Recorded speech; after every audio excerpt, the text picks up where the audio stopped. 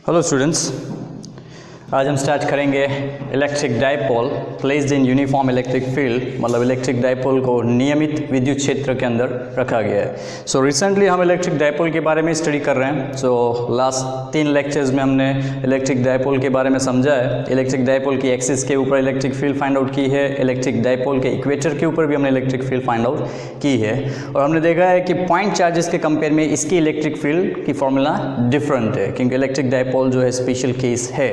Clear है? सो अब हमें ऐसा करना है कि इलेक्ट्रिक डाइपोल को एक नियमित विद्युत क्षेत्र मतलब यूनिफॉर्म इलेक्ट्रिक फील्ड के अंदर रखना है, और फिर उसके बाद उसका बिहेवियर किस तरह से वो बिहेव करता है वो स्टडी करना है।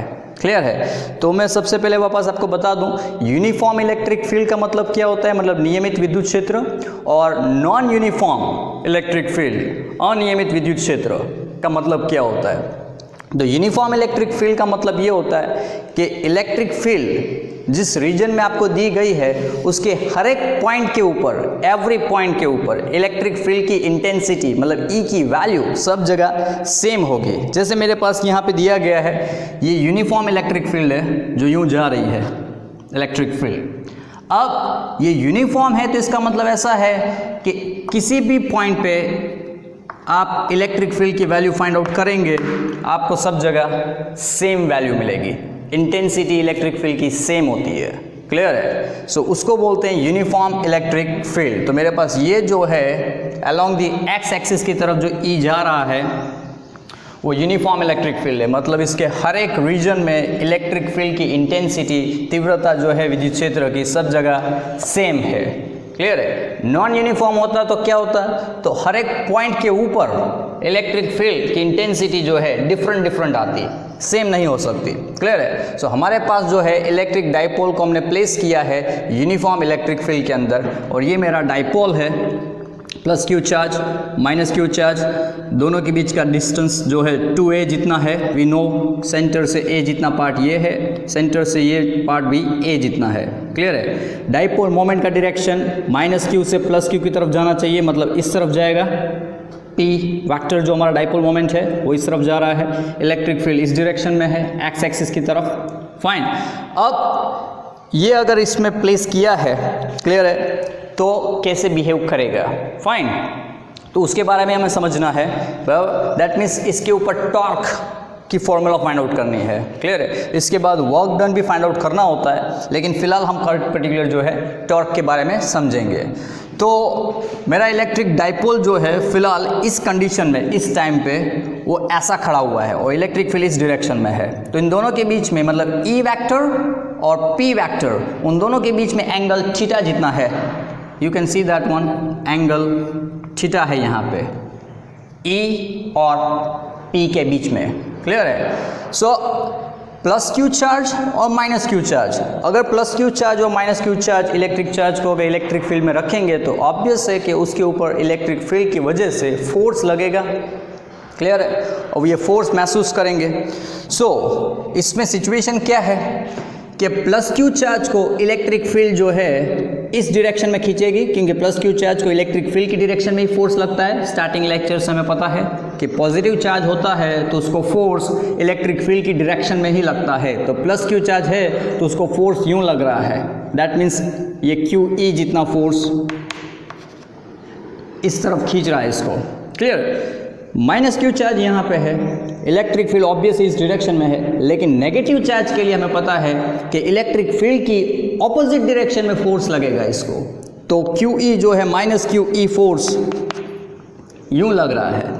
तो ये दो फोर्स लग रहे हैं, माइनस क्यू को इस तरफ, प्लस क्यू को इस तरफ लग रहा है। क्लियर है? अब ये दोनों फोर्स इक्वल इन मैग्नीट्यूड है, ऑपोजिट इन डायरेक्शन है, समान मूल्य के है और विरुद्ध दिशा में है।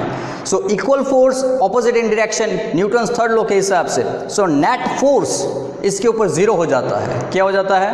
नेट फोर्स जीरो हो जाता है, क्योंकि ये इसको यूं खींचेगा, ये इसको यूं खींच रहा है। क्लियर है? सो रिजल्टेंट फोर्स कोई नहीं मिलता, परिणामिक बल जो है रिजल्टेंट फोर्स वो जीरो है, equal in magnitude opposite in direction. लेकिन इसमें क्या हो रहा है कि इन दोनों के ऊपर जो फोर्स लग रहा है ना, वो दोनों वापस सेम लाइन ऑफ एक्शन पे नहीं है। इसका फोर्स का लाइन ऑफ एक्शन ये है और इसका लाइन ऑफ एक्शन ये है, तो दोनों एक लाइन पे नहीं है। तो इसका मतलब क्या है कि ये फोर्स जो है रिजल्टेंट फोर्स, इसकी वजह से ये लोग ट्रांजिशनल मोशन मतलब लीनियर मोशन नहीं करेंगे, रेखीय गति नहीं करेंगे। मतलब ये चार्ज इस तरफ जाएगा नहीं, ये चार्ज इस तरफ नहीं जाएगा, क्योंकि रिजल्टेंट फोर्स जीरो हो जाएगा। लेकिन जैसे मैंने बोला कि अगर दो फोर्स इक्वल इन मैग्नीट्यूड होते हैं, ऑपोजिट इन डायरेक्शन और नॉन कोलिनियर होते हैं, 11th स्टैंडर्ड, दो force equal in magnitude, opposite in direction और नॉन कोलिनियर होने चाहिए। क्लियर है? तो इसका मतलब इसके ऊपर टॉर्क लगेगा। क्या लगेगा? टॉर्क। तो टॉर्क लगेगा मतलब ये इसको घुमाएगा यूं। क्लियर है? सो प्लस क्यू चार्ज को यूं घूम के इस तरफ आना पड़ेगा, माइनस क्यू चार्ज घूम के इस तरफ जाएगा। सो ये ऐसा रोटेट होगा। अब ये रोटेट होना है, इसका मतलब इसके ऊपर टॉर्क लग रहा है। तो हमें इस डायपोल के ऊपर टॉर्क कितना लगेगा वो आइडेंटिफाई करना है, वो फाइंड आउट करना है कि टॉर्क कितना लगेगा। क्लियर है?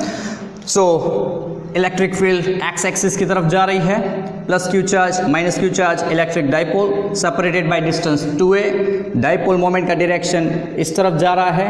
क्लियर है? ई इस तरफ है। किसी टाइम पे मतलब हमने देखा है कि ये एक सिचुएशन है जहाँ पे ई इस डायरेक्शन में है और पी इस तरफ है, तो इन दोनों के बीच का एंगल जो है थीटा जितना है। फाइन। अब इसके ऊपर टॉर्क और इसके ऊपर टॉर्क फाइंड आउट करके नेट टॉर्क डाइपोल मोमेंट पे कितना लग रहा है वो हमें फाइंड आउट करना है। सो मैंने एक्सप्लेनेशन में वही लिखा है कि हमारे पास एक इलेक्ट्रिक डाइपोल है जिसका डाइपोल मोमेंट हमें पता है Q × 2a है, जिसको यूनिफॉर्म इलेक्ट्रिक फील्ड में रखा है। यूनिफॉर्म याद रहे, यूनिफॉर्म का मतलब इलेक्ट्रिक फील्ड इंटेंसिटी सब पॉइंट पे इक्वल होती है। क्लियर है? और इलेक्ट्रिक फील्ड जो है वो एक्स एक्सिस की तरफ है। फाइन। अब किसी भी टाइम पे at any instant the angle between P and E, dipole moment और इलेक्ट्रिक फील्ड के बीच का एंगल किसी भी टाइम पे मान ले थीटा है, ऐसी सिचुएशन में, तो अब उसके ऊपर जो टॉर्क लगने वाले हैं प्लस क्यू चार्ज और माइनस क्यू चार्ज पे, याद रहे यूनिफॉर्म इलेक्ट्रिक फील्ड में नेट फोर्स जीरो है। नेट फोर्स जीरो है, रिजल्टेंट फोर्स जीरो है, क्योंकि equal in magnitude opposite in direction है। लेकिन टॉर्क जीरो नहीं है, टॉर्क जीरो नहीं है। नॉन यूनिफॉर्म होता ना, तो नॉन यूनिफॉर्म में क्या होता, नेट फोर्स भी जीरो नहीं होता और टॉर्क भी लगता। क्लियर है? क्योंकि नेट फोर्स इसलिए जीरो नहीं हो सकता था क्योंकि हर एक पॉइंट पे डिफरेंट इंटेंसिटी होगी इलेक्ट्रिक फील्ड की, तो इसका मतलब फोर्स भी अलग अलग लगे होंगे प्लस और माइनस क्यू चार्ज के ऊपर, जिसकी वजह से फोर्स इक्वल नहीं होते। फाइन। सो सबसे पहले हमें टॉर्क फाइंड आउट करना है प्लस क्यू चार्ज के ऊपर, कि प्लस क्यू चार्ज के ऊपर टॉर्क कैसा लगेगा। क्लियर है? So torque acting on plus Q charge with respect two point O के रिस्पेक्ट में हमें फाइंड आउट करना है।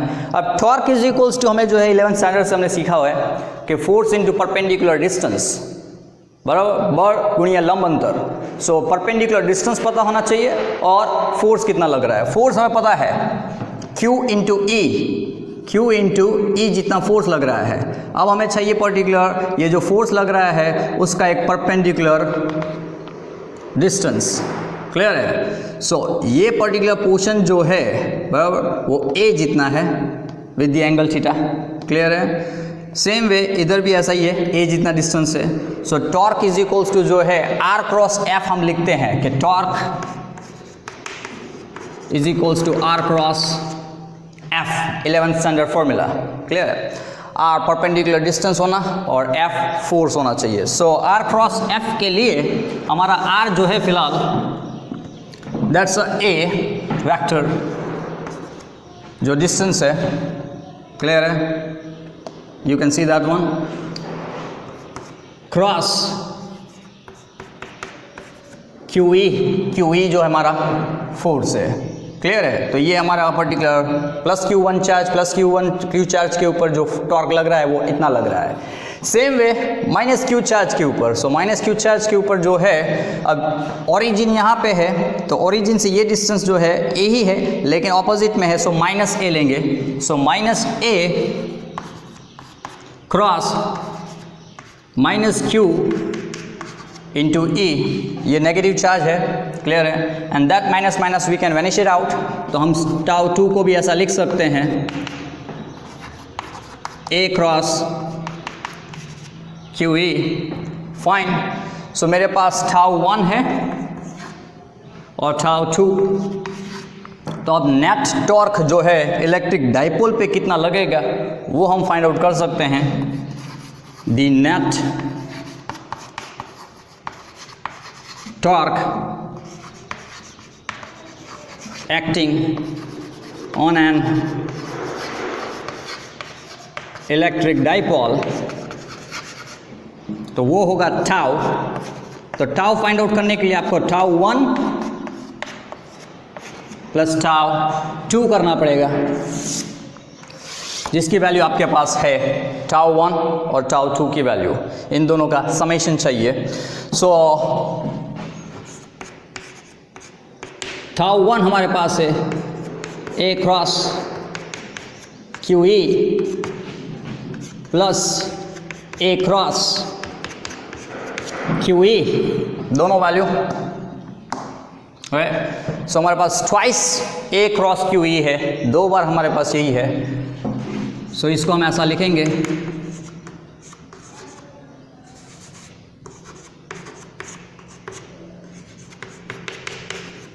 टू टाइम्स ए क्रॉस क्यू ई।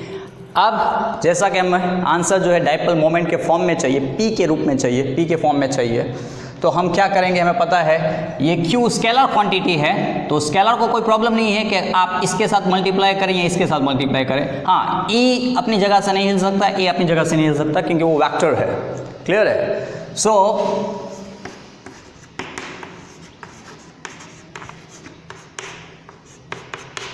इसको हम ऐसा लिखेंगे, 2a क्यू क्रॉस ई। क्यू जो है स्केलर था, तो उसको मैंने पर्टिकुलर इस तरफ ले आया है। अब 2a क्यू, हमें पता है कि 2a क्यू जो है वो हमारा इलेक्ट्रिक डाइपोल मोमेंट है। क्लियर है? तो इसका मतलब इसकी जगह मैं P लिख सकता हूँ क्रॉस E। सो ये इंपॉर्टेंट फॉर्मूला है, ये अभी इलेक्ट्रोस्टैटिक्स में आ रहा है, इसके बाद हम मैग्नेटिज्म में जाएंगे। तो मैग्नेटिज्म में मैंने आपको बताया है कि आगे मैग्नेटिज्म में भी मैग्नेटिक डाइपोल मोमेंट आता है। तो जितनी फॉर्मूला आप इलेक्ट्रिक डाइपोल मोमेंट के लिए डिराइव कर रहे हैं, उतनी ही सेम फॉर्मूलाज वापस पर्टिकुलर मैग्नेटिक डाइपोल मोमेंट के लिए भी होती है।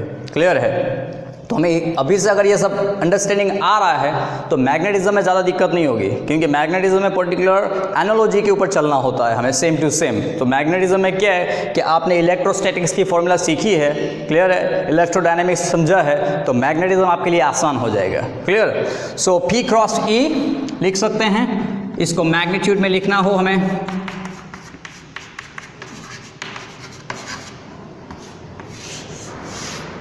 ये हमें पी ई साइन थीटा देगा। पी और ई के बीच का एंगल फाइंड आउट करना है। अब इसमें स्पेशल केसेस हैं कि मतलब टॉर्क कहाँ पे मैक्सिमम लगेगा डाइपोल पे, कहाँ मिनिमम लगेगा।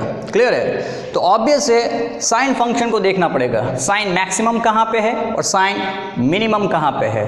क्लियर है? So if theta is equals to 0 है, ये थीटा मतलब P और E के बीच का एंगल है कि डाइपोल मोमेंट और इलेक्ट्रिक फील्ड के बीच का एंगल कितना है। तो अगर थीटा इक्वल्स टू 0 डिग्री है, क्लियर है, सो दैट मीन्स ये डाइपोल जो है इस डायरेक्शन में है, इलेक्ट्रिक फील्ड की डायरेक्शन में ही है, यूं। क्लियर है? सो वहां पे उसको टॉर्क जो है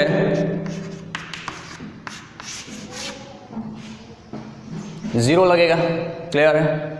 क्योंकि वो यहाँ पे स्टेबल कंडीशन पे है। तो इलेक्ट्रिक डाइपोल की मोस्ट स्टेबल कंडीशन जो है, जहाँ पे वो स्थिर रह सकता है, वो ये है, अलोंग दी एक्सिस, एक्सिस की तरफ इलेक्ट्रिक फील्ड की डायरेक्शन में होना चाहिए, पैरेलल। क्लियर है? If theta is equals to 90 degree और यू कैन से π/2। क्लियर है? मतलब डाइपोल जो है यूं है, सीधा खड़ा है इस डायरेक्शन में, मतलब P आपका इस तरफ है, इलेक्ट्रिक फील्ड इस तरफ है, 90 डिग्री, डाइपोल सीधा खड़ा है, साइन 90 1 होता है। So torque is equals to PE, maximum torque लगेगा। कैसा? मैक्सिमम टॉर्क लगेगा। वहाँ पे वो स्टेडी नहीं है, यहाँ पे वो पूरा पर्टिकुलर जैसे खड़ा करोगे वो सीधा घूम के यूँ आ जाएगा डायरेक्टली। क्लियर है? And one more case, that means अगर आपका थीटा 180 डिग्री और पाई, तो टॉर्क जो है 0 है, क्लियर है, 180 पे। लेकिन अगर ये मतलब 180 मतलब प्लस क्यू चार्ज इस तरफ है, माइनस क्यू चार्ज इस तरफ है, लेकिन ये भी उसके लिए मोस्ट अनस्टेबल कंडीशन है, क्लियर है, वहाँ पे वो स्टेडी नहीं रह सकता, क्लियर है। सो वो उसके लिए अनस्टेबल कंडीशन है, ये उसके लिए स्टेबल कंडीशन है। प्लस क्यू चार्ज इस तरफ, माइनस क्यू चार्ज इस तरफ, स्टेबल कंडीशन है, और प्लस क्यू चार्ज इस तरफ है और माइनस क्यू चार्ज इस तरफ है, so then it is a unstable condition है। सो ये है पर्टिकुलर इलेक्ट्रिक डायपोल का बिहेवियर। उसके ऊपर हमने टॉर्क फाइंड आउट किया है कि टॉर्क कितना लगेगा। टॉर्क फाइंड आउट करने से फ़ायदा हमें ये हुआ कि हम पता कर सकते हैं कि डायपोल कहाँ पे स्टेडी रह सकता है इलेक्ट्रिक फील्ड के अंदर यूनिफॉर्म। फाइन, अब इसके बेस के ऊपर आप खुद ट्राई कर सकते हैं, अगर आपके पास थोड़ा पर्टिकुलर 11 का बेसिक है, वर्क डन फाइंड आउट करना हो। मतलब अगर डायपोल ऐसा ही खड़ा है यहाँ पे और उसको हमें थीटा एंगल जितना डिस्प्लेस करना है, उसको यूं घुमाना है, तो कितना वर्क डन करना पड़ेगा, क्लियर है, वो डिराइव करना है। तो आप पर्टिकुलर जो है वो वर्क डन फाइंड आउट करके मेरे को पर्टिकुलर व्हाट्सअप के थ्रू सबमिट कर सकते हो, मैं देखूंगा और उसके बाद मैं आपको नेक्स्ट वीडियो लेक्चर में आपको बताऊंगा, बराबर, मैं अपने सॉल्यूशन के थ्रू कि आपने राइट किया है या रॉन्ग किया है। सो मेक श्योर कि आप particular work done find out करके दिखाए कि डायपोल को स्टेबल से थीटा जितना एंगल जितना डिस्प्लेस करना है तो कितना वर्क डन कार्य करना पड़ेगा, उसकी फॉर्मूला चाहिए। सो आप कोशिश कीजिए, and in my next lecture I will show you. Thank you very much.